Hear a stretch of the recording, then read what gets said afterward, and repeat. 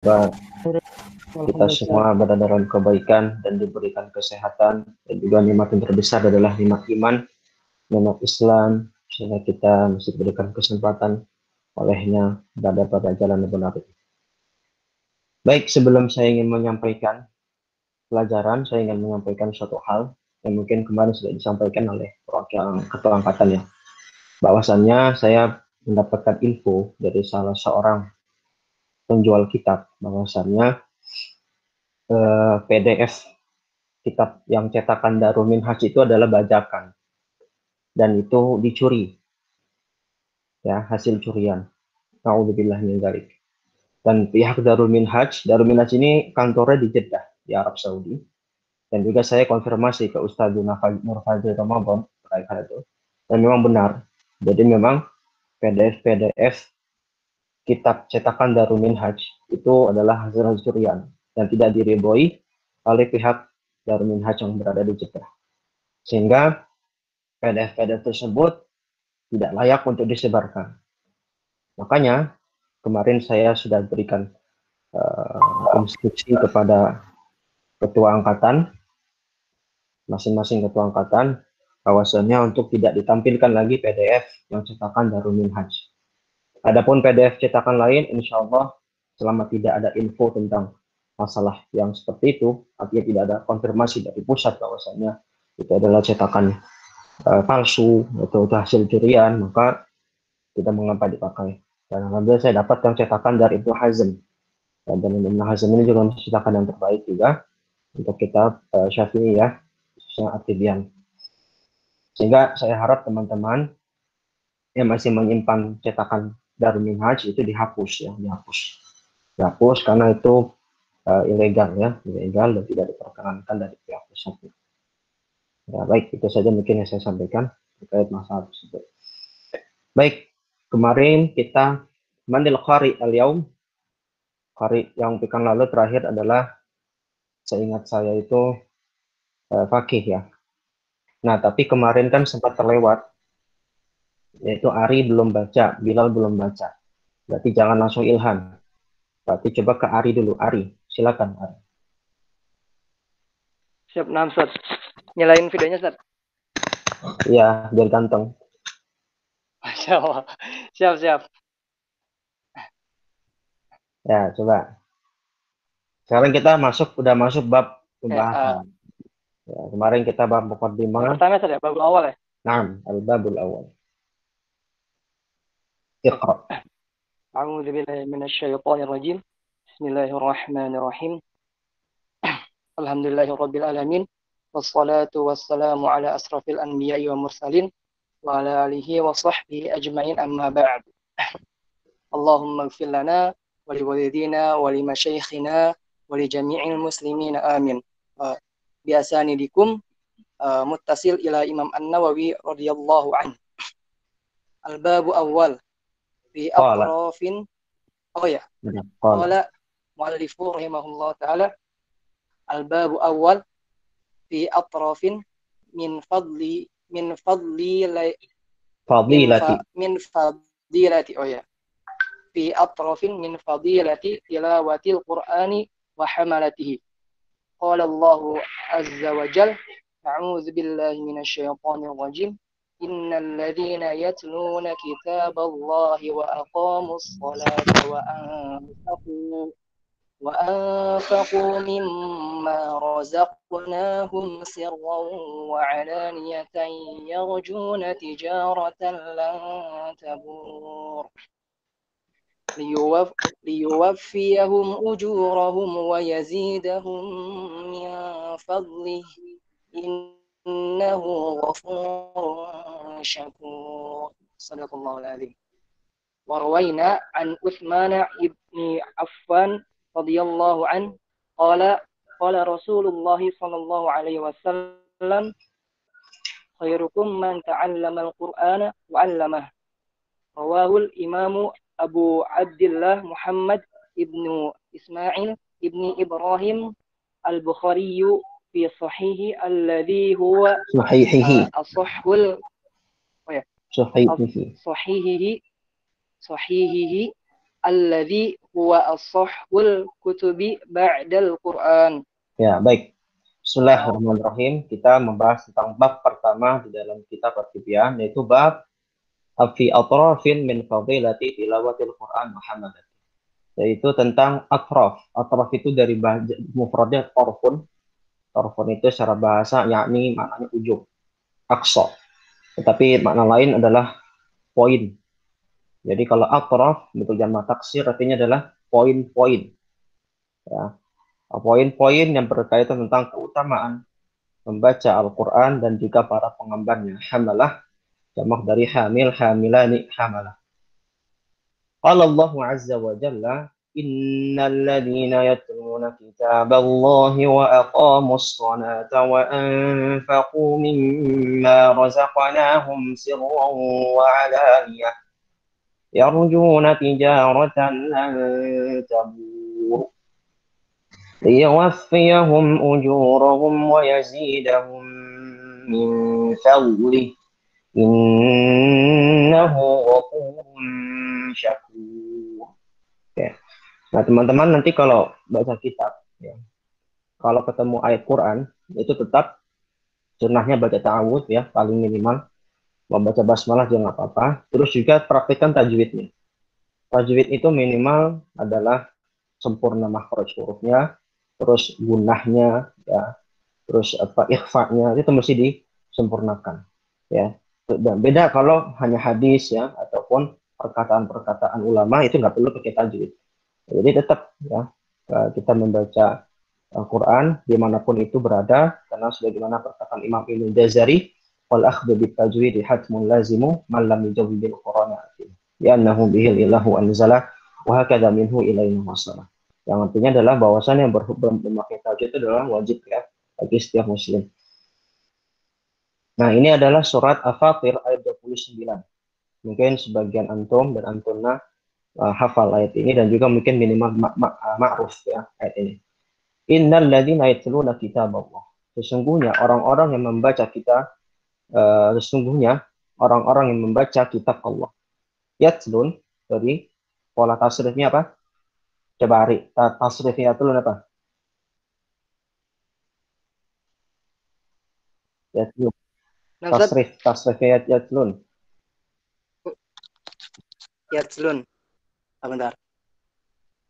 Apa fi'il madhinya? Fi'il madhinya.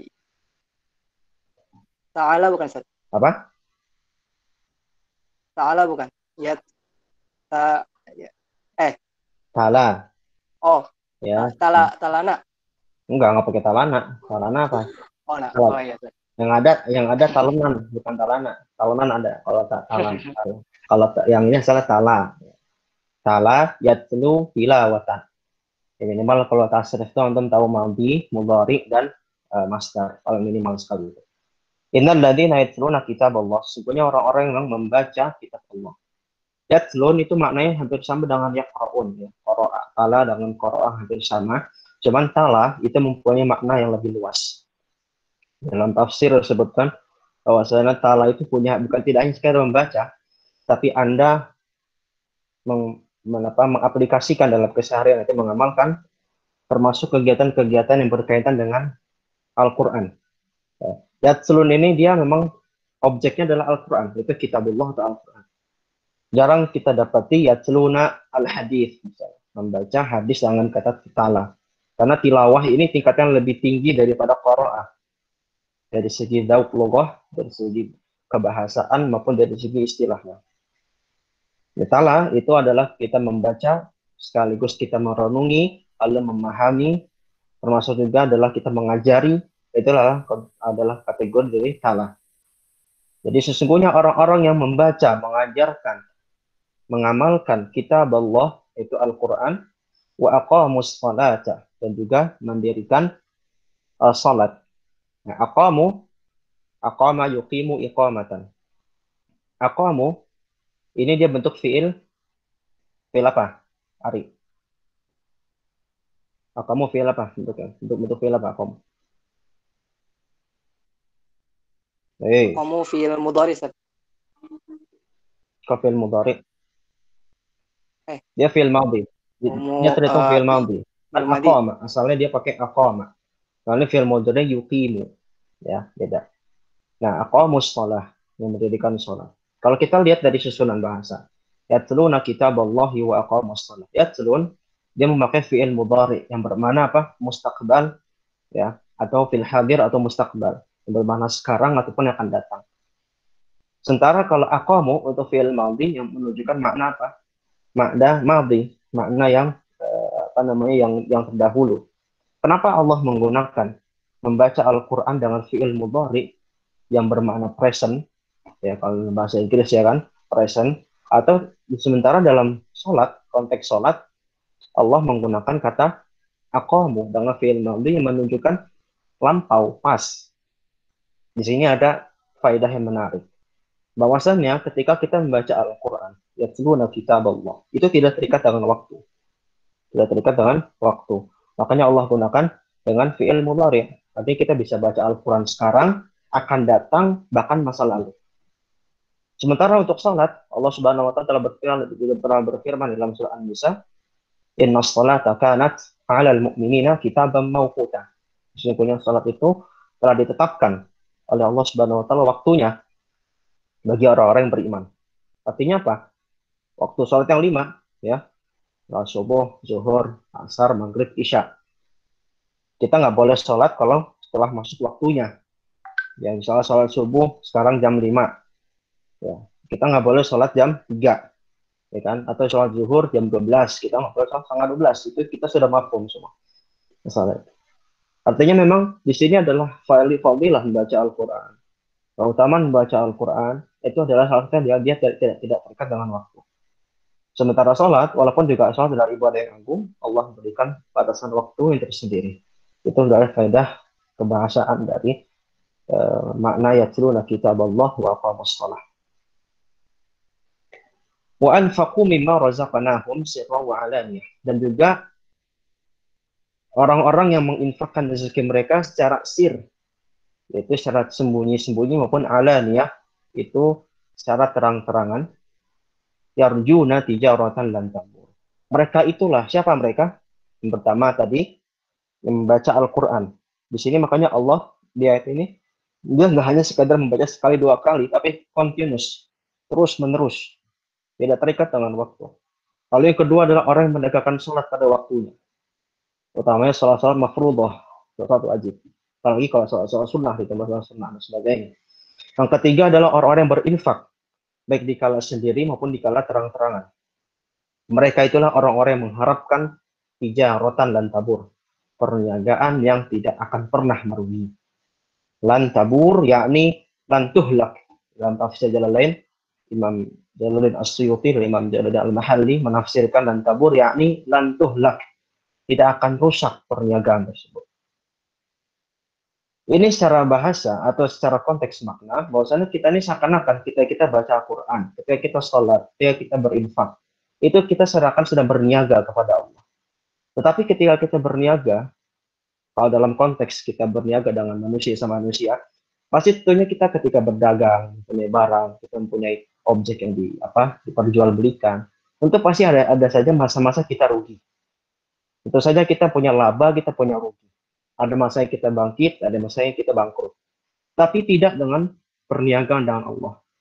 Ketika kita membaca Al-Quran, di mana fadilah baca Al-Quran gimana? Man qara harfan min kitabillah. Man qara harfan min kitabillah falahu hasanah. Bagi siapa yang membaca Al-Quran, membaca satu huruf dalam Al-Quran saja, itu maka dapatkan kebaikan. Dan hasanahnya itu adalah dilipat 10 kali lipat. Wala aqul alif lam mim harfun, wala aqul alif lam mim harfun. Tapi alifnya itu harfun, lamnya harfun, mim harfun. Nanti kita akan ketemu hadis ini. Tapi ketika kita baca alif lam mim, alif itu 10, lam itu 10, mim itu 10. Berarti kita dapat pahala 30. Bagaimana kalau kita baca Al-Fatihah? Dari ta'awud sampai waladhdallin. Ya, amin tidak terhitung karena amin bukan Al-Quran. Berapa banyak pahala yang kita dapat. Yang kedua adalah sholat. Adalah sholat mafruḍah. 5 waktu. Lalu kita tambah dengan sholat sunnah. Di mana sholat sunnah ini bisa menambal pahala-pahala, menambal amal-amal kita yang mungkin kurang. Dan juga infak. Tentunya infak yang lebih utama adalah dengan sir. Ya. Tapi tergantung kondisi. Ya, kalau memang kita berinfak karena ingin ingin berdakwah kepada orang, ingin menunjukkan kepada orang bahwasannya dalam kondisi tertentu tidak ada orang yang berinfak, baik kita berinfak dengan terang-terangan maka tidak masalah. Ya, tapi asalnya ya ibadah itu adalah ibadah sunnah, apalagi kami itu dengan sendiri atau tidak dipertunjukkan kepada orang lain. Makanya sholat sunnah, afdhalus sholah itu di rumah, ya, baru sholat sunnah. Ya. Kecuali sholat ila sholat maktubah, kecuali sholat wajib. Sholat sunnah, ibadah sunnah, termasuk infak. Infak kan sifatnya sunnah, ya. Infak ada sifatnya sunnah umum, maupun nanti ada yang ada kondisi tertentu yang akan menjadikan wajib. Maka disembunyikan asalnya. Tapi kepada kondisi tertentu, ketika memang mesti ditampakkan, maka ditampakkan. Nah, tiga golongan inilah yang mendapatkan perniagaan yang tidak akan merugi. Apa efek dari pernikahan yang tidak merugi itu? Liyuwaffiyahum ujurahum wa yazidahum min fadlih. Agar Allah menyempurnakan pahala mereka, liyuwaffiyahum. Di sini lihat yuwaffiyahum, ya, yuwaffiyahum. Sini fi'il mudhari'nya mansub. Nah, mansub karena dia ada nawasibul mudhari' dengan lamu ta'lil. Ya, liyuwaffiyahum ujurahum wa yazida. Yazida, seharusnya kan yazidu. Ya, ingat pelajaran di nahwu bahwasanya fi'il mudhari itu asalnya adalah marfu' semua. Kecuali kalau kita masuk ke nawasib dan jawazim. Liwaffiyahum ujurahum wa yazidahum min fadlih. Agar Allah Subhanahu wa taala menyempurnakan pahala-pahala mereka dan juga menambah bagi mereka karunia-Nya dan keutamaannya. Innahu ghafurun syakur. Sesungguhnya Allah itu Maha Pengampun bagi Maha mensyukur, ya. Tuhan yang Maha bersyukur. Dan diriwayatkan warwina. Di sini ada dua redaksi.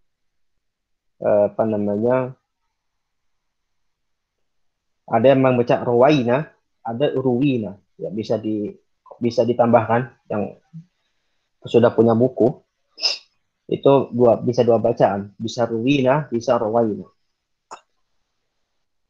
An Utsman bin Affan radhiyallahu anhu qala qala Rasulullah sallallahu alaihi wasallam khairukum man ta'allama al-Qur'ana wa 'allama. Diriwayatkan dari sahabat Utsman bin Affan radhiyallahu anhu qala, bahwasanya Rasulullah sallallahu alaihi wasallam bersabda, khairukum man ta'allama al-Qur'ana wa 'allama.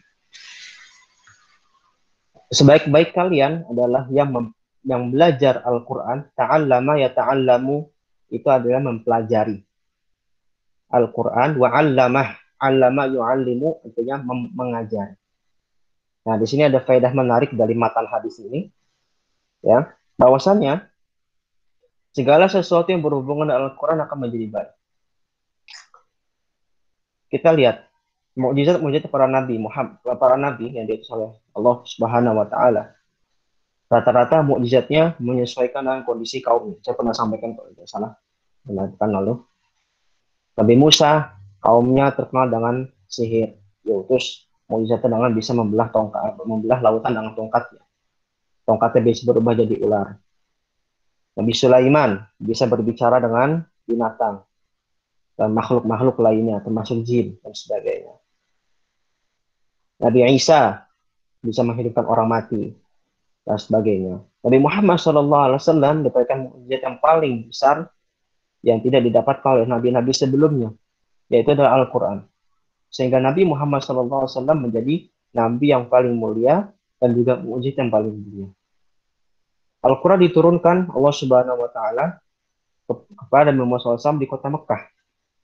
Dan di kota Madinah tentunya, karena kita nanti akan mengenal Makkiyah dan Madaniyah. Dua kota itulah menjadi dua kota yang terbaik di muka bumi dengan gelar Al-Haramain. Karena Al-Quran. Orang yang menghafal Al-Quran, berinteraksi dengan Al-Quran, dia juga akan mendapat gelar sebagai orang yang terbaik berdasarkan sabda Nabi Muhammad SAW ini, khairukum man ta'allama al-Qur'ana wa 'allama. Faedah dari matan hadis ini pertama, belajar dan mengajari Al-Quran. Permasalahan penting. Bagaimana kadar kita mengajari Al-Quran? Mungkin kalau belajar, ya wajib. Kenapa? Karena thalabul ilmi fardhatun 'ala kulli muslim. Menuntut ilmu itu wajib bagi setiap muslim dan juga tentunya muslimah. Sekarang di sini ada redaksi 'allamah. mengajari. Dan itu diberikan dengan waw ataf. Waw ataf ini berarti menunjukkan waw yang memiliki apa namanya, muqarabah, artinya waw yang bersampingan. Ta'allam dan allam. Nah, bagaimana kita bisa mengajar dan bagaimana batas kita mengajar? Jawabannya mudah. Ajarilah apa-apa yang sudah Anda pahami. Jangan ajari apa-apa yang Anda belum pahami. Ketika Anda ingin menjadi seorang pengajar Al-Quran, dan juga tentu pengajar-pengajar lainnya, ini adalah bekal pertama adalah mesti belajar. Jangan belajar dengan baik, memahami dengan baik, baru ajarkan. Dan untuk pengajar Al-Quran, ataupun ilmu-ilmu lainnya, tidak harus menunggu antum sudah matang, dalam artian mungkin sudah punya gelar, misalnya. Atau misalnya udah mesti sekolah sampai kemana, keluar, sampai Timur Tengah. Tidak. Tapi ajarkanlah apa yang memang antum sudah paham. Ketika antum belajar Al-Quran, masih hanya paham pembelajaran makhraj sifat huruf, misalnya. Maka ajarilah itu kepada orang-orang terdekat antum. Tidak harus menunggu, saya ini belum punya gelar Al-Quran. Saya belum sarjana Al-Quran, saya belum punya sanad. Nah, apalagi sanad. Mengajarkan Al-Quran, mengajarkan Al-Quran tidak butuh sanad. Sanad itu adalah legalitas saja. Yang sifatnya adalah hadiah sebenarnya. Bukan syarat. Ya, emang ada sebagian orang yang mensyaratkan kalau pengen ngaji itu mesti ngaji sama orang bersanad. Ya ini berlebihan sebenarnya. Tapi itu bagus, ya bagus, cuman bukan syarat utama. Ya, mengajari Al-Quran apalagi tidak harus menunggu antum sudah apa namanya menjadi orang yang punya sanad atau bisa punya gelar, tidak. Ajarilah apa yang antum sudah paham. Nah, tapi kalau antum belum paham, jangan ajarkan. Misalnya antum belum paham masalah hukum-hukum mat. Nah, pembahasan tajwid kan kalau kita pernah bahas kemarin itu Fathul Atfal atau Jazariyah, pembahasan kompleks kan masalah misalnya mat, pembagian mat segala macam gitu. Nah itu kalau belum paham, ya ajarkan apa yang sudah antum paham, jangan ajarkan yang paham. Kalau ketika antum mengajarkan yang belum paham, maka nanti akan menjadikan tanda kutip kebinasan bagi antum dan juga murid antum. Ya. Nah bagaimana kita mengkomunikasi ini? Makanya kita mesti belajar. Nah ketika ada kesempatan mengajar, maka sesuaikan diri kita agar kita bisa menjadi orang yang terbaik, yaitu mempelajari dan juga mengajarkan Al-Quran. Salah satu perawi di dalam sanad hadis ini dari jalur Utsman bin Affan, itu ada generasi tabi'in dalam sanad ini. Kan kita udah bahas di mukaddimah bahwasanya Imam Nawawi ini sanadnya dipotong ya. Jadi sanadnya cuma dari sahabat langsung ke Rasul. Kalau kita bicara sanad hadis kan panjang. Apalagi dari Imam Nawawi terus ya kan melewati generasi tabi'in, tabi'in sampai Rasulullah SAW. Tapi dipotong oleh beliau hanya sampai sahabat lalu ke Nabi. Nah, salah satu perawinya di dalam hadisnya adalah Abu Abdurrahman As-Sulami. Abu Abdurrahman As-Sulami ini bagi antum yang sudah mendapat sanad Al-Fatihah dari saya, bacaan Quran Al-Fatihah dari saya, bisa dicek. Itu adalah salah satu perawi riwayat Hafs an Asim. Ya, sanad kita bersambung kepada beliau. Bacaan riwayat Hafs an Asim secara umum yaitu bersambungnya melewati jalur Abu Abdurrahman As-Sulami yang merupakan guru dari Imam Asim dan juga Imam Asim punya murid Imam Hafs. Imam Abdurrahman As-Sulami beliau menjadi perawi hadis ini dan beliau tentunya tahu ketika menjadi perawi ini, ketika mendengar hadis ini khairukum man ta'allama al-Qur'ana wa 'allama, beliau menghabisi hidupnya, ya belum habis dah ya. Beliau memenuhi hidupnya dengan mengajari Al-Qur'an sampai akhir wafatnya. Karena beliau tahu bahwasanya mengajar Al-Qur'an itulah sebaik-baik ilmu dan juga sebaik pengabdian di dalam di dalam pengajaran.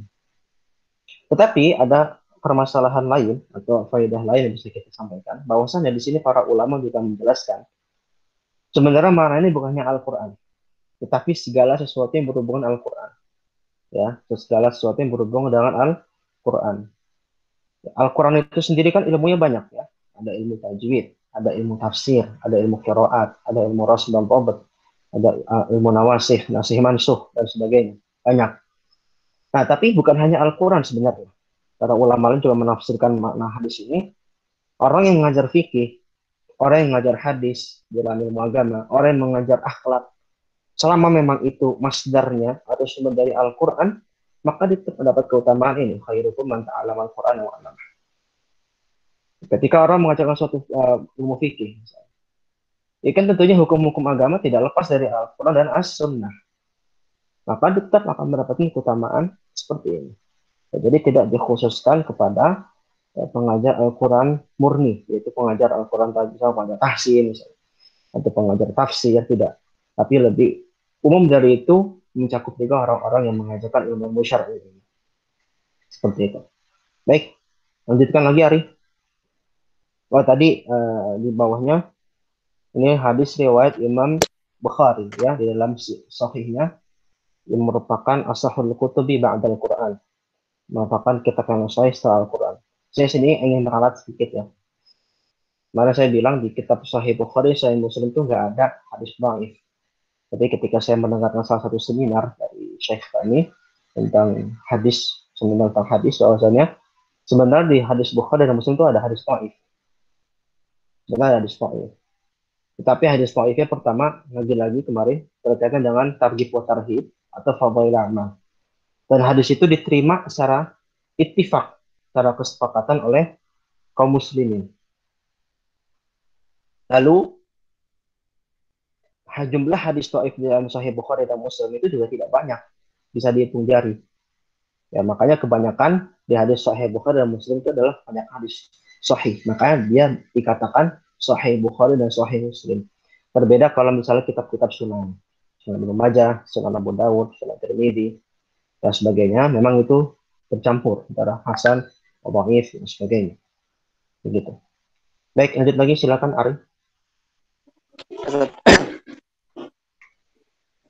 وعن عائشة رضي الله عنها قالت قال رسول الله صلى الله عليه وسلم الذي يقرأ القرآن وهو ماهر به وعسفر الكرام برارة والذي يقرأ القرآن ويتتعتع فيه وهو عليه شك له أجران رواه البخاري وأبو الحسين مسلم ابن الحجاج ابن مسلم النيسابوري في صحيحيهما.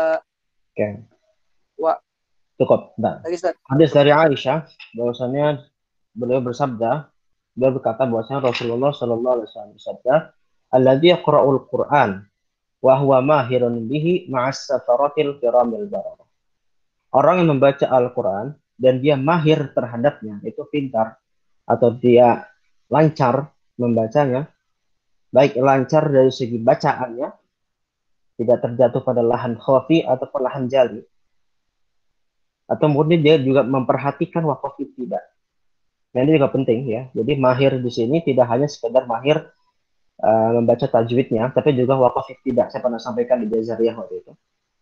Salah satu yang dilupakan itu sering dilupakan para qari itu ketika wakaf ibtidah. Kapan dia mesti berhenti yang tepat, kapan dia mesti berhenti yang tepat. Nah itu termasuk kategori mahir. Nah as-safaratil kiramil bararah. Maka dia bersama dengan as-safaratil kiramil bararah. As-safarah, ya. Kalau dari Darul Minhaj itu catatan kakinya adalah al-malaikatul katabah. Al-malaikatul katabah. Yakni malaikat yang pencatat amalan. Dan malaikat kan macam-macam ya. Ada malaikat Jibril yang menyampaikan wahyu, ada malaikat Israel atau malaikat maut yang mencabut maut kita, ada malaikat Israfil dan sebagainya. Karena juga as-safarah. As-safarah juga nama malaikat ya, malaikat. Kalau kita dulu dari SD mungkin SMP kita hanya dikenalkan dengan 10 malaikat. Yaitu adalah keumuman ya, keumuman. Ada banyak ya malaikat apa namanya yang menyertai kita, misalnya di kanan kiri kita ada malaikat apa, malaikat kiraman katibin, masuk ke malaikat. Nah, masuk ke as-safarah, ini masuk malaikat juga al-malaikatul katabah. Malaikat pencatat amalan kita, itu namanya adalah as-safarah. Kiramil bararah. Al-kiram itu jamak dari karim, itu mulia. Al-bararah jamak dari bar, ya, yaitu mutia, bermakna orang yang taat atau malaikat yang taat. Jadi orang yang mahir membaca Al-Quran, dia kelak akan bersama malaikat pencatat amalan yang mulia, lagi taat kepada Allah Subhanahu wa taala. Dan ini adalah satu kemuliaan yang tidak ada tandingannya ya. Orang yang mempunyai kemahiran dalam baca Al-Quran, tajwidnya, dalam wakaf tidaknya, terlebih ketika dia paham maknanya dan mengamalkannya, maka kelak dia akan bersama malaikat yang al-kiramil bararahim. Walladzi yaqra'ul Qur'an wa huwa yatata'ta' bihi wa huwa yatata'u fihi wa huwa 'alaihi syaqqun lahu ajran. Nah, ini mungkin yang sering kita dengar. Dan adapun orang yang baca Al-Qur'an dan dia yatata'ta itu adalah yashtaddu wa yashuqqu. Artinya dia terbata-bata, dia susah, dia masih tertatih-tatih dalam membaca. Wa huwa 'alaihi syaqqun lahu ajran. Dia juga punya keberatan dalam membaca, maka dia dapat 2 pahala. Ya, ini adalah kita mesti menentukan hadis ini pada tempat. Kalau orang yang lancar baca Al-Quran, dia akan bersama malaikat. Ini kemuliaan yang tidak ada tandingan. Sementara orang yang dalam tahap belajar, masih baca bismillah, masih pelan-pelan gitu, kadang-kadang juga mengucapkan huruf-huruf tertentu masih ulang-ulang, huruf ain misalnya, belum, masih belum dibuka, masih hamzah belum buka, sampai dia masih lancar sampai a, baru jangan tahap seperti itu, dia akan mendapat 2 pahala. Kenapa? Karena ketika dia terbata-bata, ketika dia membaca seperti dia akan mengulang ayat atau mengulang huruf yang dibaca. Sehingga tadi kan sebagaimana hadis yang saya sampaikan di awal, man qara'a harfan min kitabillahi falahu hasan. Dan hasanahnya itu dibagi 10, kelipatannya 10. Dan hitungannya ada 1 huruf. Jadi misalnya kita mencatat alif lam, alifnya 10, lamnya 10, mimnya 10. Ketika dia masih terbata-bata mengucapkan huruf lam saja, dia mengulang la, ada 3. Dia dilipat gandakan, pahalanya jadi 30 ya, karena dia berbeda-beda. Dan ini adalah satu rukhsah sebenarnya. Dan rukhsah dan juga sifat menyayangi Allah Subhanahu wa taala kepada hamba-hamba. Nah, jangan jadikan dalil ini sebagai berarti kita terbata-bata aja. Biar kita dapat 2 pahala. Biar kita dilipatkan pahala. Enggak bisa. Karena kalau kita hanya mengandalkan pelipatan pahala, kita belum bisa menyamai orang yang mahir. Ya, belum bisa menyamai orang yang mahir. Orang yang mahir itu apa tadi? As-safaratil kiramil bararah. Bersama malaikat yang mulia, lagi yang taat kepada Allah Subhanahu wa taala. Inilah satu kemuliaan yang agung, ya, yang nggak bisa didapati oleh orang-orang kecuali orang yang mahir. Kalau kita hanya mengatakan pelipat gandaan dari pahala kita cakap ini, maka ya masih kalah jauh ya dengan yang mahir. Jadi jangan dalilkan dalil ini, kalau gitu biarin aja kita bacanya terbata-bata, ya dapat pelipat gandaan. Mahir tidak seperti itu, karena kedudukan dari 2 golongan ini antara yang mahir dan yang cakap ini punya kedudukan tersendiri, masing-masing punya kedudukan tersendiri atau keistimewaan tersendiri. Artinya kalau dibandingkan mana lebih istimewa, itu yang mahir. Seperti itu. Baik, lanjutkan lagi. Ari cukup Ari. Selanjutnya Bilal. Yang Bilal belum baca Bilal. Bilal mana Bilal? Hadir saat. Jadi Masya Allah, Dafa sepertinya lagi perjalanan. Ya manilah. Hati-hati perjalanan. Ini salah satu jihad ini. Memperjuangkan diri yang tidak ikut walaupun dalam perjalanan. Semoga dimudahkan dan lancar perjalanan. Bilal silakan. Lanjut. Wa'an Abi Musa. Langsung lanjut aja kan ya Seth? Wa'an Abi Musa. Wa'an Abi Musa al-Ash'ari radhiyallahu anhu qala Rasulullah sallallahu alaihi wasallam. Nah ini kalau yang dari Ibnu Hazm ini, kalau hadis itu dia pakai kaligrafi tulisannya. Jadi agak susah kalau yang nggak terbiasa, makanya pakai buku sendiri. Ya, jadi saya bilang pakai buku biar bacanya dulu. Kalau Ibnu Hazm PDF dia pakai kaligrafi. Ya, bilang. Ya. Mathalul mu'minin alladzi yaqra'ul Qur'ana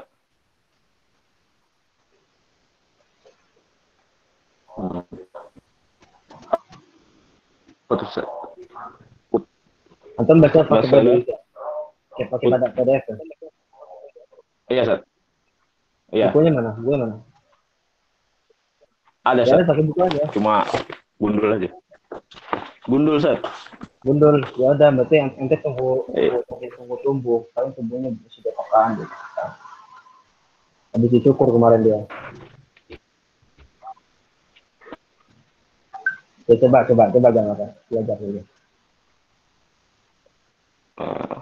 Lanjut, Ustaz. Ya, coba. Langsung. Masalul utrujatu riha tayyibun Rihuha. wa ta'ama. Rihuha tayyibun. Apa, Ustaz? Rihuha tayyibun. Wa ta'muha tayyibun.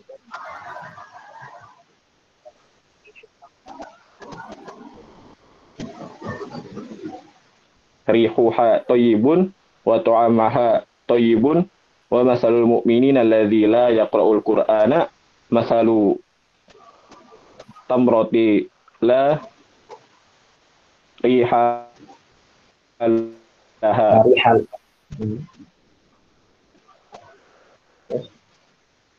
wa ma Wa ta'muha tayyibun. Tayyibun. Kalau bilang suaranya terputus ya.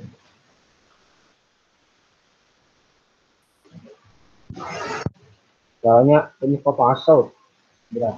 Suaranya terputus-putus.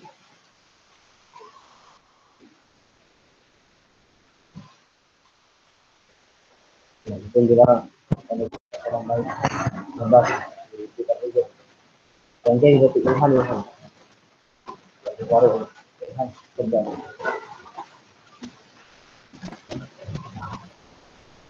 Bilal di mute aja Bilal. Cukup Bilal. Bisa. Jadi Ilham dari umatul mukminin lagi layak Al-Quran. Kalau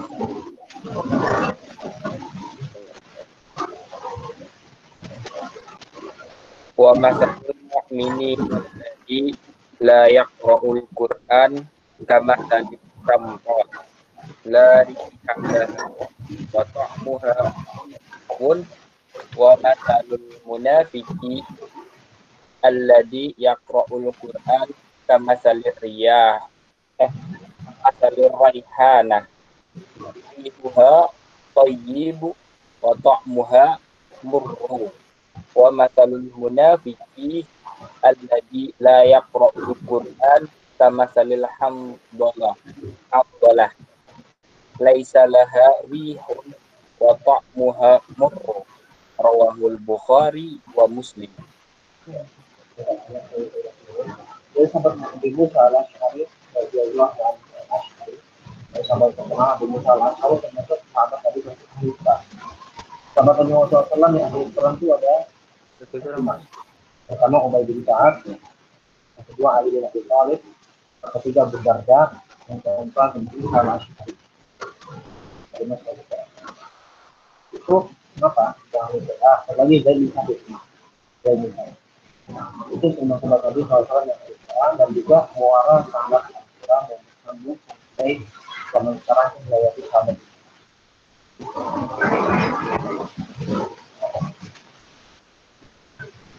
Tes.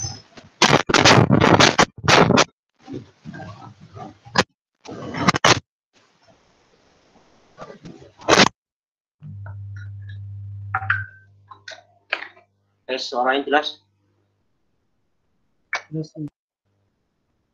Mungkin masalah ya. Kadang suka ngambek telepon ya. Biar pengen tidur capek kali ya. Lanjut ya. Tadi saya mana? 5 sahabat Nabi SAW tadi yang termasuk ahli Quran tadi. Rasulullah Musa al-Asy'ari radhiyallahu anhu. Al-Asy'ari ini disebut ya kepada kabilah. Asy'ari ini nama kabilah ya. Sebenarnya nama kabilah. Al-Asy'ar itu kabilah di Yaman. Al-Asy'ari itu adalah disebut kepada kakeknya beliau Al-Asy'ari. Dan itu juga yang menjadi inspirasi nama dari salah satu mazhab akidah Sunnah Jamaah itu Asy'ari. Jadi asal itu bukan nama mazhab, tapi nama kabilah terdiri dari yang. Beliau berkata bahwa Rasulullah SAW bersabda, "Mathalul mu'minil ladzi yaqra'ul Qur'an, mathalul utrujah." Perumpamaan orang mukmin yang membaca Al-Qur'an seperti al-utrujah. Utrujah itu kayak buah jeruk. Utrujah itu kayak buah jeruk. Kayak ya, bukan jeruk ya, karena jeruk itu punya bahasa lain, burtukol. Burtukol. Kalau dalam bahasa kita tuh burtukol, tapi seperti jeruk. Saya ada gambarnya, saya share gambarnya. Buat ya tahu aja, buat tasawur aja gambar. Rihuha thayyibun wa ta'muha thayyibun. Yang baunya enak dan juga rasanya enak. Jadi orang mukmin yang baca Al-Qur'an itu seperti buah jeruk. Ya, seperti buah jeruk yang memang baunya enak dan juga rasanya enak. Wa mathalul mu'minil ladzi la yaqra'ul Qur'an mathalut tamrah la riha laha ta'muha halwan. Adapun orang mukmin yang enggak baca Al-Qur'an ini seperti apa? Seperti tamroh, seperti kurma. Yang dia nggak punya bau. Kurma itu sebenarnya nggak ada bau ya, dia nggak ada bau khusus seperti buah-buah lainnya, tapi rasanya enak. Rasanya halwan, manis.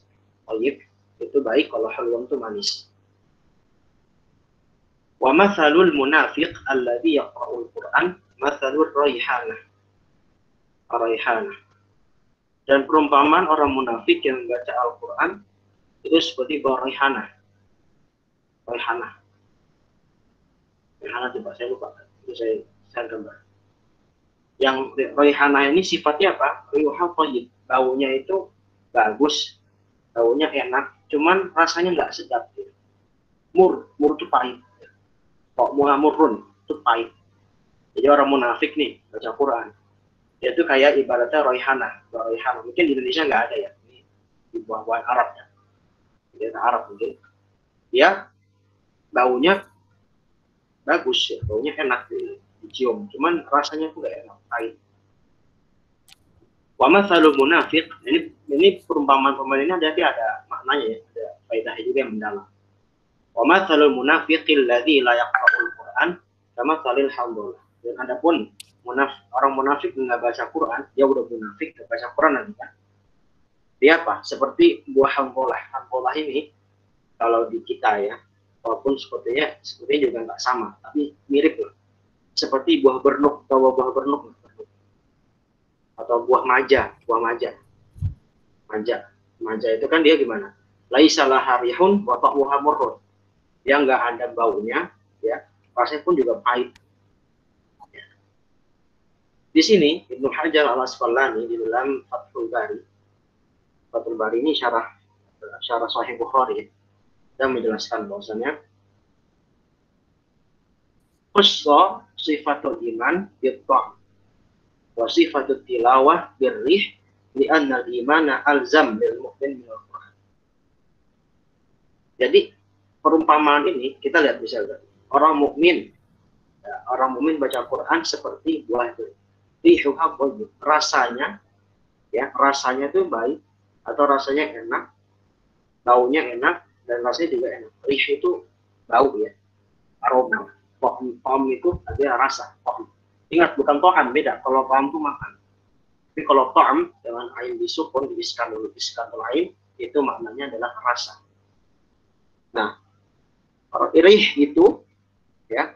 itu adalah perumpamaan untuk tilawah. Rih itu perumpamaan untuk tilawah. Sementara ta'am itu perumpamaan untuk iman seseorang. Ya, makanya kata Imam Ibnu Hajar, kenapa tilawah dikias atau diamsalkan, dipermisalkan dengan rih, sementara iman diamsalkan dengan ta'am, karena rasa dengan bau itu lebih kuatan mana? Lebih dawaman mana? Merasakan sampai kita ke dalam perut kita, dalam mulut kita akan terasa lama. Karena iman itu alzam. Iman itu lebih kuat menancap di kita, lebih kokoh di kita daripada tilawah. Nah, di sini juga disyarah oleh Imam Ibnu Qayyim Al-Jauziyah di dalam kitabnya Miftah Daris Sa'adah. Miftah dari Sa'adah, dia menyampaikan, Ibnu Qayyim ini termasuk ahli ini ya, ahli tazkiyatun nufus. Dia banyak buat kitab-kitab tentang akhlak, tentang tazkiyatun nufus, kitab ad-da'wah dawa, maksudnya kitab Miftah dari Sa'adah tentang masalah akhlak dan penelitian jiwa. Kata beliau, ada 4 golongan manusia ketika berinteraksi dengan Al-Quran. Yang beliau mengambil dari hadis ini. Ada 4 golongan orang yang, ada 4 macam golongan orang yang berinteraksi dengan Al-Quran. Yang pertama, orang yang Allah berikan iman dan juga Allah berikan Al-Quran. Pertama, orang yang Allah berikan Quran, Allah yang berikan iman dulu. Allah berikan iman dan juga Allah berikan dia juga Al-Quran. Dan ini adalah golongan yang terbaik. Ya, golongan terbaik. Jadi Allah berikan dia iman dan juga Allah berikan dia Quran. Golongan kedua, orang yang diberikan iman tetapi dia nggak diberikan Quran. Artinya dia tidak merasakan nikmat dibaca Quran, nikmat tilawah, nggak diberikan itu. Maka dia minimal itu dia masuk golongan orang-orang yang bahagia, paling minimal. Karena bahagia, karena minimal dia bahagia dia sebagai orang beriman. Dia mengimani Allah, dia mengimani Rasulullah, dia mengimani Al-Quran sebagai kalam Allah, itu udah cukup bagi dia, bahagia. Cuman dia belum menjadi orang terbaik. Golongan yang ketiga, Imam Ibnu Qayyim al-Jauziyah, yaitu orang ya yang diberikan Quran tanpa diberikan nikmat iman. Orang yang diberikan Al-Quran, cuman nggak diberikan nikmat iman. Makanya orang munafik. Orang munafik. Dan ini terjadi ya pada zaman Nabi Muhammad SAW, bagaimana orang-orang munafik itu zahirnya Muslim, zahirnya mukmin, tapi di belakang mereka mencela, mereka mengadakan makar. Fi qulubihim maradun fazadahumullahu marad. Di dalam hati mereka itu penyakit dan Allah tambahkan penyakit mereka. Dan mereka juga wa idza qila lahum aminu kama amana an-nasu qalu anu'minu kama amana as-sufaha. Kalau mereka dikatakan untuk beriman sebagaimana berimannya orang-orang yang beriman kepada Muhammad SAW. Mereka berkata, apakah kita akan beriman seperti imannya orang-orang yang bodoh, maksudnya sama Muhammad SAW. Itu ciri-ciri orang munafik. Mereka bisa baca Quran, mereka pintar, bahkan paham tafsir, yang mereka nggak diberikan iman. Dan ini juga jadi pada orang-orang mana? Orang-orang orientalis. Kalau zaman sekarang, kalau kita ngomong zaman Nabi itu jauhan. Zaman sekarang orientalis. Orang orientalis itu banyak yang hafal Quran. Bahkan di Universitas Leiden di Belanda itu ada jurusan bahasa Arab, jurusan Islamiyah, Islamic Studies. Itu juga mereka membahas tentang studi Quran, studi hadis. Dan jangan salah, guru besarnya, profesornya itu mereka hafal Quran, hafal hadis. Bahkan salah satu guru besar mereka membuat namanya Mu'jam Mufakhos, kitab tentang masalah kamus-kamus hadis dari Sahih Bukhari, Sahih Muslim, dan berbagai kitab hadis. Baik kan? Orang kafir, orang hadis. Dia diberikan itu semua, diberikan ilmu, cuma nggak diberikan iman. Ya bisa jadi orang munafik. Ya. Karena bisa jadi orang-orang hadis itu terlepas dari manfaat yang dia rasakan orang Islam zaman sekarang. Ya. Tapi dia bisa jadi ada menyimpan makar seperti siapa sampai di negeri kita, Snapur Groning pada zaman penjajahan itu, dia bahkan digelari syekh ketika pulang dari Mekah. Dia belajar pada ulama-ulama Mekah, pulang ke Aceh, digelari syekh sebagai tengku, sebagai tuan guru. Ya, bahkan orang memuliakan dia, tapi karena dia punya makar, karena dia orang kafir, diberikan nikmat Quran, diberikan nikmat ilmu, tapi nggak diberikan iman, nah, dia orang-orang munafik. Nauzubillah min dzalik. Kita boleh membangun dari golongan seperti itu. Yang ketiga, ini golongan yang paling parah. Itu orang yang nggak diberikan nikmat iman dan juga nikmat Quran. Itu jelas ya. Itu golongan orang-orang yang khosirun, orang-orang yang merugi, orang-orang kafirun, ya, orang-orang kafir, orang-orang musyrikun. Jelas itu golongan yang baik. Nah, semoga Allah Subhanahu Wa Taala itu minimal menjadikan kita itu dua golongan yang pertama tadi. Diberikan nikmat Quran dan juga nikmat iman, atau kalau kita nggak diberikan nikmat Quran, minimal nikmat iman. Tapi jangan sampai nikmat kedua ini hanya sifatnya minimalis saja. Kita mesti jadi orang yang maksimalis. Ya seperti itu. Ya, coba mungkin saya tampilkan dulu ya. Mungkin Siapa Rama yang presentasi? Siapa yang tampilkan ilustrasi buah-buah di sini tentang tadi itu?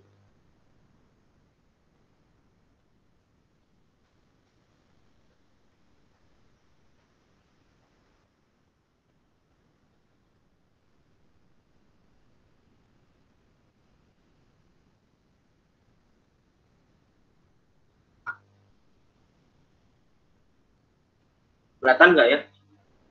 Kurang gede ya?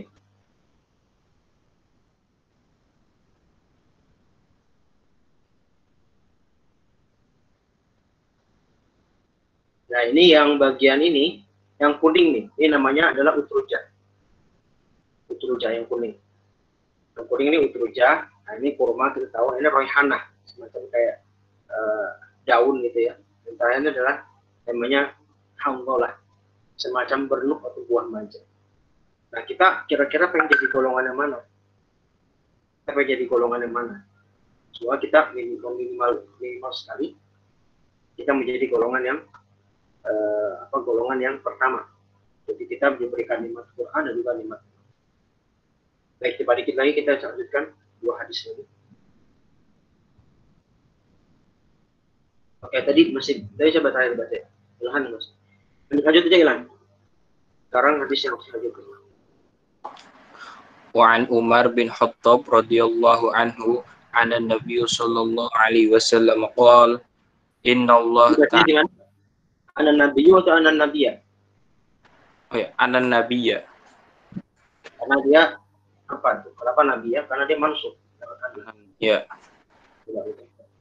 Anan nabiyya sallallahu alaihi wasallam qala inna Allah ta'ala raifa'u bihadal kitabi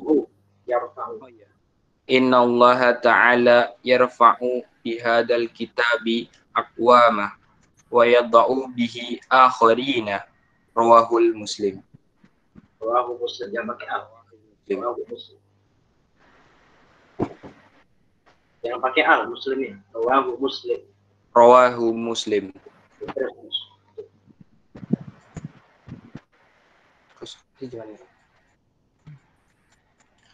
Wa an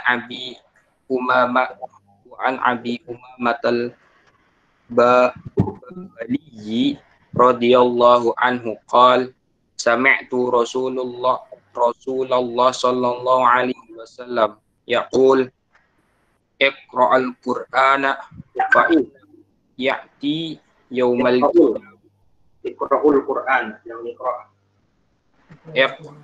Iqra'ul Qur'ana fa innahu ya'ti yaumal qiyamati syafi'an li ashabihi rawahu Muslim. Tadi lagi.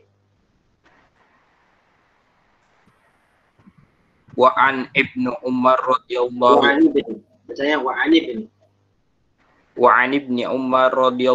anhuma anin nabiyyi sallallahu alaihi wasallam qala la hasada illa fisnataini rijalin atahallahul Qur'an. Rojulin atau itu bisa dua bacaan ya, bisa rojulun, bisa rojulin. Kalau rojulin dia jadi badal dari itnain. Itnaini rojulin jadi badal. Kalau rojulun dia jadi mubtada. Ada marfu. Kalau tadi rojulin dia jadinya apa? Badal majrur. Tabirun di kalimah itnain. Ya, coba ucap. Rajulin atahullahul Qur'an fahuwa yaqumu biha ana al-laili Quran. yaqumu bihi ana al-laili wa ana al-lail.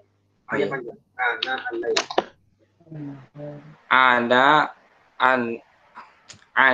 al-laili wa ana an-nahari wa rajulin atahullahu malan fa huwa yunfiquhu ana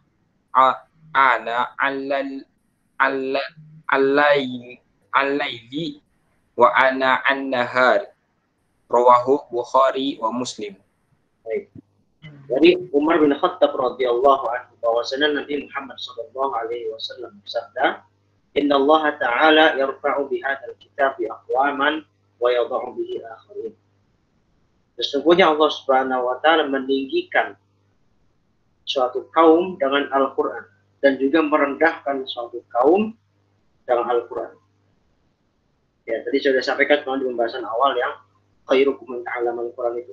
Bahwasanya kemuliaan Al-Quran itu sudah dijamin. Tapi jangan salah, Al-Quran tidak hanya memuliakan, juga bisa menghinakan orang-orang yang menghina Al-Quran. Salah satunya apa? وَيَضَعُ بِهِ آخَرِينَ. Ketika ada orang melecehkan Al-Quran, menghinakan Al-Quran, dan termasuk Al-Quran itu masuk syiarullah, atau syiar Allah. Maka sesungguhnya Al-Quran juga telah merendahkan dia. Ya. Nah, kalau kita yang menjadi orang-orang yang diangkat derajat oleh Allah Subhanahu wa taala sebagaimana firman Allah Subhanahu wa taala soal Al-Mujadilah ayat 11, yarfa'illahu alladziina aamanu minkum walladziina utul ilma darajat. Syaratnya adalah dua, iman dan ilmu dan amal, tiga beriman. Ada tiga syarat kalau kita ingin ditinggalkan Allah Subhanahu wa taala, kita iman. Kalau kita mesti beriman, lalu buah dari iman, salah satu kita beriman apa? Antuk mina bi kitabillah. Kita beriman pada kitab Allah Subhanahu wa taala.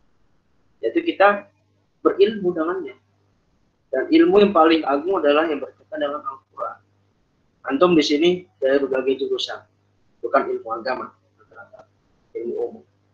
Maka jadikanlah ilmu yang antum pelajari ini untuk mendapatkan keridhaan Allah Subhanahu wa taala, dan cobalah cari hal-hal yang bisa antum kaitkan dengan Al-Qur'an. Yang jurusan kesehatan, cari apa ilmu Al-Quran yang berhubungan dengan kesehatan. Dan jurusan teknik, cari ilmu apa yang Al-Quran yang bisa berhubungan dengan teknik. Semuanya sudah dibahas oleh Al-Quran. Karena itulah tradisi para salaf kita. Siapa yang tidak kenal dengan Ibnu Sina? Terlepas mungkin memang dia dipermasalahkan dalam masalah akidah. Tapi dia berada di dalam dunia Islam. Walaupun masih diperselisihkan akidah. Siapa yang tidak kenal Ibnu Sina? Yang dia sudah hafal Al-Quran ada umur 10 tahun. Dan dia bisa menjadi menjadi dokter, menjadi tabib, dan ilmu kedokterannya, karya-karya kedokterannya dipegang oleh seluruh dunia, bahkan dunia barat. Siapa yang tidak kenal dengan Abbas bin Firnas? Yang nama ini Abbas bin Firnas. Beliau yang pertama kali membuat rancangan, masih belum jadi, tapi rancangan pesawat terbang pertama di dunia. Dan masih banyak nama-nama yang merupakan ilmuwan non-agama, tetapi mereka punya kontribusi di dalam mengamalkan dan berinteraksi dengan Al-Quran. Maka jangan sampai ya kita sebagai seorang muslim memisahkan antara ilmu agama dan ilmu umum. Akan jadi ilmu umum itu ilmu agama juga. Adanya ilmu teknik, ada ilmu kedokteran, baik kedokteran. Di sini yang FK dong. Kemudian ada FKM, ada M-nya. Ya itu sejatinya itu adalah ilmu turunan dari agama. Karena ilmu-ilmu yang berkaitan dengan seperti kedokteran dan fisika, ilmu biologi, sejatinya dulunya perumusnya orang-orang muslim. Yang membuat kacamata, biru dan sebagainya banyak. Dan mereka semua adalah orang-orang para penghafal Quran. Mereka memulai pendidikan pertama kali di masa kita dengan Al-Quran dulu. Hafal Quran dulu. Nah ini mungkin sistem pendidikan kita yang mungkin sekarang, ya mungkin nggak, yang dibilang salah, artinya belum. Kita mungkin dari dulu kecil langsung dicokokin belajar pelajaran umum, ya kan. Sehingga kadang-kadang kita lupa dengan Al-Quran. Nah makanya dari sekarang kita mulai kembali ke Al-Quran agar kita berpercaya umat Islam. Ya, kerja umat Islam itu nggak perlu dengan melakukan hal-hal yang besar. Hal-hal yang besar seperti pemerintahan, sebagai jangan besar-besar dulu. Kembalilah pada Al-Quran dulu. Karena sebagaimana salah di kitab Muslim nomor 817, salah satu cara Allah meninggikan dan merendahkan suatu kaum itu dengan Al-Quran. Dan makanya perbaikilah hubungan kita dengan Al-Quran. Hadis selanjutnya, Nabi Umamah Al-Bahili Beliau berkata, beliau mendengar dari Rasulullah bahwa yang bersabda, Iqra'ul Quran fa innahu ya'ti yaumal qiyamati syafi'an li ashab. Bacalah Al-Quran, pada sesungguhnya pada hari kiamat dia akan datang sebagai pemberi syafaat. Nah, jadi yang beri syafaat itu selain Nabi Muhammad SAW, tentunya Nabi Muhammad SAW syafaat kita dan adalah Al-Quran juga. Ya Al-Quran. Nanti ada hadis lagi tentang syafaat ini juga secara khusus ya kepada penghafal Al-Quran. Penghafal Al-Quran. Di hadis yang juga. Dan dari sahabat Ibnu Umar radhiyallahu anhu dari Nabi Muhammad SAW, dia bersabda, la hasada illa fitnatain. Ini mungkin juga hadis yang populer. La hasada illa fitnatain. Tidak boleh hasad kecuali pada dua kondisi atau pada dua orang. Hasad pengertiannya itu apa? Tamanni zawalin ni'mah an ghairihi. Tamanni zawalin ni'mati an ghairihi. Sekali lagi saya ulangi kalau pengen tulis pengertian hasad. Tamanni zawalin ni'mati an ghairihi. Yaitu menginginkan hilangnya atau lenyapnya suatu nikmat dari orang lain. Itu hasad. Ini haram. Ya haram. Ya. Misalnya Bilal punya mobil Mercy. Terus Fakih ngiri. Pengen nih biar Bilal Mercy-nya hilang. Cari cara biar gimana mobil Mercy-nya Bilal nih hilang. Dihilangkanlah mobilnya, dirusaklah mobil tersebut. Karena hasad. Nah, ini nggak boleh jelas. Karena dia ada unsur zawalin nikmah. Ini hasad. Nah, ada satu lagi yang mirip dengan hasad. Tapi ini bukan hasad. Itu ghibthah. Itu ghibthah. Apa tuh ghibthah? Tamanni mithliha min ghairi zawaliha. Tamanni mithliha min ghairi zawaliha. Tamanni mithliha min ghairi zawaliha. Menginginkan sesuatu yang sama dengan dari orang lain, tetapi nggak menginginkan untuk melenyapkan. Kalau tadi misalnya si Bilal dengan Fakih ini ngiri karena Bilal punya Mercy dan dia pengen juga punya mobil Mercy, tapi dia juga niatan untuk menghilangkan nikmat yang diberikan Allah kepada Bilal tersebut. Tapi kalau ghibthah, dia hanya sekedar pengen saja. Ya memang ada perbedaan tipis ya antara hasad dan ghibthah. Memang bedanya ghibthah itu dia nggak ingin hilang. Jadi biarin aja nggak apa-apa Bilal punya Mercy, tapi saya juga mesti punya kayak dia. Saya mesti usaha besar seperti dia nggak bisa dapatkan nikmat tersebut. Nah, gitu. Nah, di sini sebenarnya bukan hasad ya. Makna hasad di sini ditakwil. Itu ghibthah. Jadi nggak boleh ghibthah kecuali pada dua kondisi. Yaitu apa? Rojulun atau rojulin atau Al-Quran bahwa yaqumu bihi ana al-laili wa ana an-nahar. Yaitu orang yang Allah berikan Al-Quran. Dan dia menegakkan Al-Quran sepanjang malam, yaitu dengan apa? Jangan tahajud. Jangan tahajud, jangan tilawah. Ini salah satu akhlaknya hamalatul Quran. Nanti ada pembahasan sendiri. Akhlak hamalatul Quran itu apa? Dia terkenal dengan malamnya rajin tahajud, siangnya rajin berpuasa.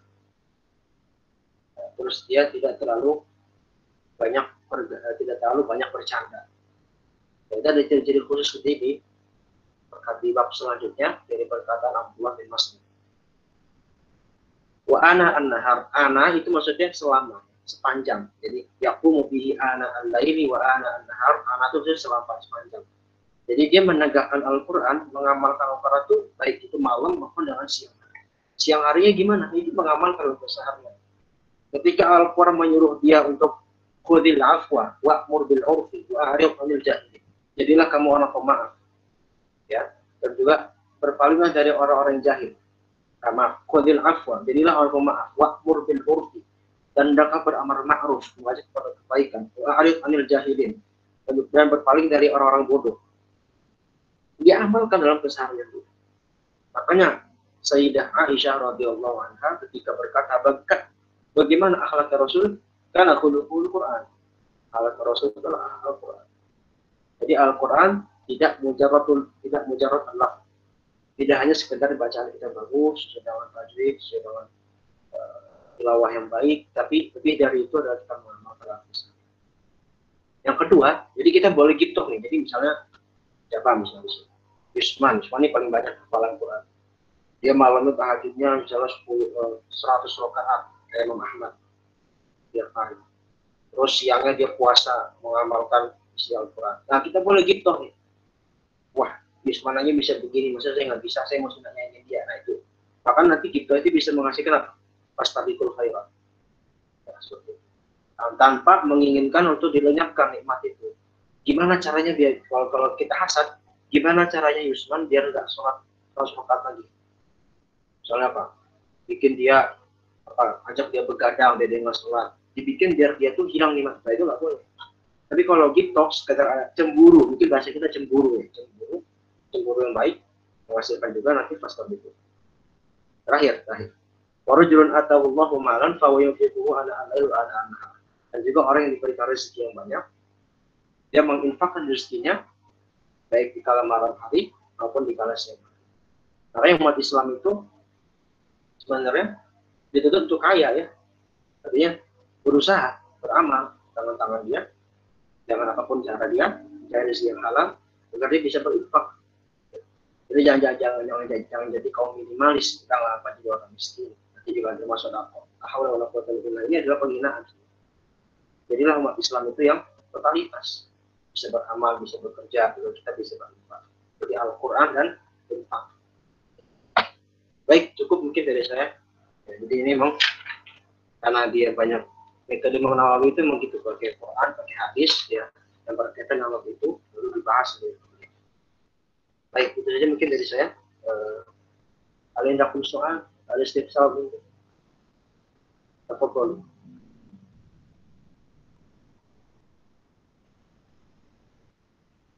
Jelas semua atau tidak jelas semua? Ustaz, mau nanya dong Ustaz. Tafadhol, bilang. Ini Ustaz terkait tadi pengajaran Al-Quran.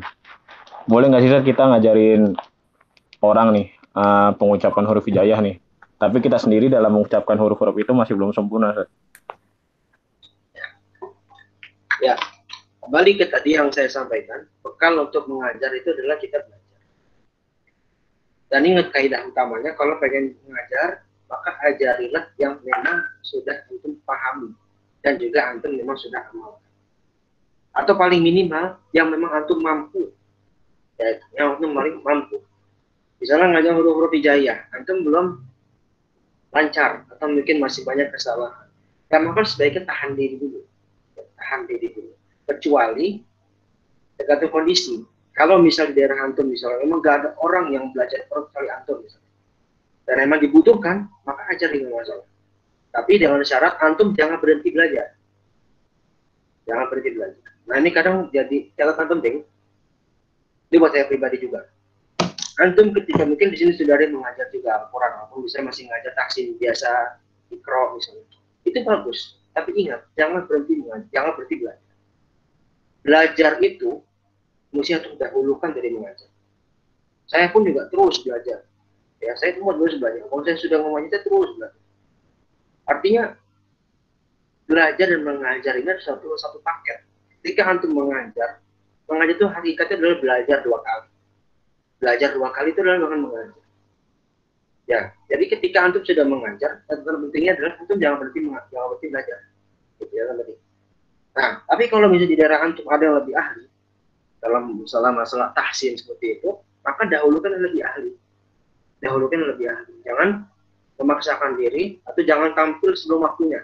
Kalau bahasa para ulama seperti itu. Jangan tampil sebelum waktunya. Ketika antum memang belum pas, belum cocok, antum juga merasa belum baik, jangan tampil diri sebelum waktunya.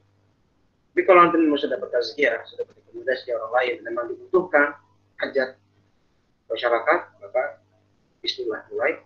Tapi dengan syarat jangan berhenti belajar. Allah. Oke, ada lagi? Ini dari akhwat, kalau akhwat tulis saja. Jelas semua? Baik.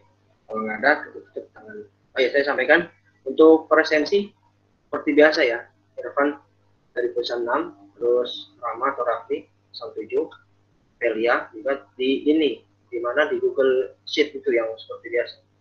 Ya, saya akan lihat nanti karena ini kan khusus ya. Masuk juga sampai itu yang ajurumnya ya. Ajurumnya juga ininya presensi dibuat di Google Sheet. Di Google Sheet itu dibuat di situ. Jadi biar terlihat. Saya akan lihat tiap hari. Termasuk yang non pesan di sini ada 3 orang. Nanti namanya saya akan tuliskan. Namanya akan saya tuliskan di presensi tersebut. Lalu linknya nanti saya akan share di Japri untuk masing-masing. Isi sendiri. Baik, itu saja mungkin kita tutup dengan doa kafaratul majlis. Assalamualaikum warahmatullahi wabarakatuh. Waalaikumsalam warahmatullahi wabarakatuh. Jazakallahu khair, Syekh. Jazakumullahu khairan. Ustaz. Sponsor.